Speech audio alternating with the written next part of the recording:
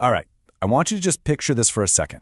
You wake up, you grab your phone, you open your banking app, and right there, next to your balance, there's this chilling new line of text. Okay, I'm listening. What does it say? It says, your funds will expire in 30 days. But wait, it gets even worse. You try to go buy some groceries, maybe just a few miles from your house, and the payment terminal just flashes red. Transaction denied. Geographic radius exceeded. Whoa. Okay, just hearing you say that, it gives me this feeling of suffocation. I mean, that sounds like the opening scene of some terrifying dystopian movie. And that's exactly it. In a world that, on the surface, seems totally calm and orderly, but underneath, these digital walls are just closing in on you. What kind of person do you even become? You know, it's a really heavy question to think about. And that's really what this whole explainer is all about. We're about to dive deep into a very detailed socioeconomic forecast. Yeah, and we need to be super clear about this right up front. This is not science fiction. The document we're looking at is a forecast, and it's based on a ton of economic data, demographic shifts, and some really tight sociological logic. So we're not taking any political stance here. Exactly. Our job is just to unpack the future it lays out as objectively as we can. So, you ready to get into it? Okay, part 1. The pressure cooker. See, to even understand how a system this controlling could be suggested, we have to start by looking at the incredible economic and demographic pressures that, according to this forecast, kind of make it seem necessary. Right, it all kicks off with the economy. The forecast is pretty blunt, that future growth is going to enter this low-speed new normal. There's just no avoiding it. That's exactly right. You can see that gap right here on the slide. Even in the most optimistic case, we're maybe looking at, 4.8% growth? Now, that might sound fine, but it is a world away from what's actually needed to keep the country stable and create enough jobs for everyone. And that gap? It has a massive human cost. Every single year, 12.2 million new university graduates are projected to walk straight into what the source calls a long and severe employment ice age. Just think about that. That's a staggering number of really worried families. And check out this metaphor the source uses. It's pretty clever. Mouse-moving exports. So on paper, it looks like exports are just booming, but it's really just an illusion. Companies are only moving the very last assembly step overseas to get around tariffs. Kind of like a mouse just moving a crumb across the line. So all the high-value profits, all the good jobs, they stay abroad. And the domestic industry just gets hollowed out, becoming an empty shell. It's growth without warmth. The forecast also shows how the middle class gets hit right where it hurts the most, their real estate. That whole wealth effect of buying a home, it's predicted to basically vanish, with middle-class assets set to lose 30 to 50% of their value on paper. And on top of that, to pay off all this massive local government debt, the system just keeps printing more money. For the average person, this is basically a hidden tax. Your salary might look the same, but you can buy less and less with it. You know, the source has this really powerful analogy for it. It's like you've been running on a high-speed treadmill your whole life, and then you suddenly realize the belt beneath your feet has turned into a swamp. You're completely exhausted, but you're just sinking. And then the final straw is this massive demographic crisis. Society is aging incredibly fast. In some extreme cases, like Shanghai's Jinshan district, the forecast points to birth rates as low as 0.6. 0.6. Wow, that's almost hard to believe. It's a sign of a society that's under just unbearable strain. I mean, when an entire generation sees all their hard work get swallowed up by debt and inflation, this sense of systemic paralysis just takes over. Okay, let's move on to part 2, the digital panopticon.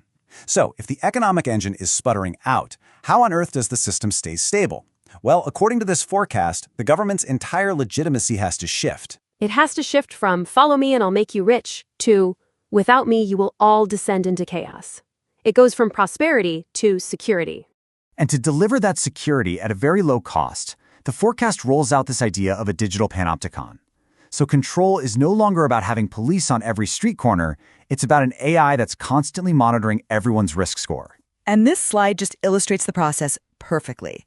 So let's say an unemployed person complains online. The AI flags it. No police officer ever knocks on your door. Nope. Instead, your digital ID is just quietly switched to red in the background. And then all of a sudden, you can't get on a bus. You can't even get into your own office building. It's what the source calls a zero-cost social eviction. And here's where it gets truly, truly chilling. The absolute control of money itself. The forecast predicts that future digital currencies will become a form of programmable electronic rations. which means the system can actually dictate that your money can only be used to buy, say, essential goods, or that it's going to expire in a month, or, like we said at the start, that it can only be used within a very specific geographic fence, essentially locking you in place. All right, this brings us to part 3, the hidden flaws. Now, when you look at all this technology, the AI surveillance, the programmable money, this nearly perfect system of control, you have to stop and ask a pretty critical question. Is this system this powerful? Really invincible? I mean, on the face of it, it seems totally inescapable. Right, and that is the core question. This is where the forecast gets so insightful. Because the author doesn't just treat the system like it's this unstoppable god. In fact, there's a whole section dedicated to its fatal flaws. And the central argument is this huge paradox. The more the system tries to achieve perfect, precise control, the more fragile and brittle it actually becomes. Its appearance of being all-powerful is just a mask for extreme weakness. So it's like, on the surface, it looks like this indestructible fortress, but in reality, it's prone to just suddenly collapsing. And the source breaks it down into 4 fatal flaws that cause this decay. First is just simple physical fragility. This whole high-tech system is insanely expensive to maintain. So what happens when local governments literally go bankrupt and can't even afford to pay the electricity bill for the cameras? Second is data poisoning. To meet their performance quotas, local officials will just start feeding the AI fake data, always reporting good news. And over time, the AI develops this kind of systemic hallucination. It becomes completely detached from what's really happening on the ground. Third, and this one is genuinely terrifying, is the single point of failure. When absolutely everything is tied to one digital system, a single solar flare, a blackout, or one targeted hack could mean nobody can open their own doors or buy food. The entire society would just grind to a halt. And finally, and maybe this is the most important one, is human disobedience. The technicians and the enforcers who actually run this system are people too. If they stop getting paid, are they really going to enforce these harsh rules on their own neighbors, on their families? Probably not. They're more likely to just quietly open up a backdoor in the system. The crucial point here is the system isn't overthrown in some big revolution. It just rots from the inside out. And that brings us to the final, and I think most important part of this whole thing, a guide to survival. So if this system is both oppressive and incredibly fragile, how does one person navigate it?